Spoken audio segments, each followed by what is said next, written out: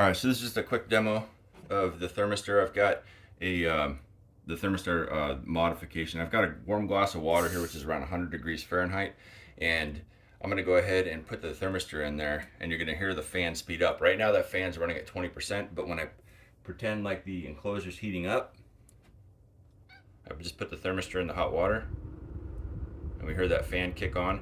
Now I'm gonna hit the switch to open that thermistor circuit for infinite resistance. That's because that thermal probe is sending back a signal that a cold environment would send back. So it's like, okay, I only have to run at 20%. But this will be nice when I'm printing ASA or ABS.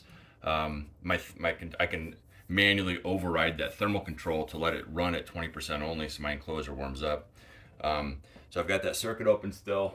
I'm gonna go ahead and turn the switch on to close that thermistor circuit. And it speeds back up. So I think that's a good manual override for printing ASA and ABS that needs a warmer environment. So hope you found this video useful.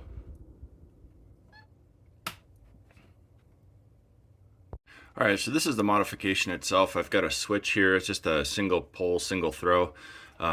And this is actually an illuminated switch. So on the back it has two silver contacts and a brass contact. You're gonna go between the two. If you have a switch like this, go between the two silver contacts. The brass contact is for a ground if you're using this to switch positive power, but I'm just using this as an on-off switch, so that's all you need. You're opening this thermistor going back to the unit.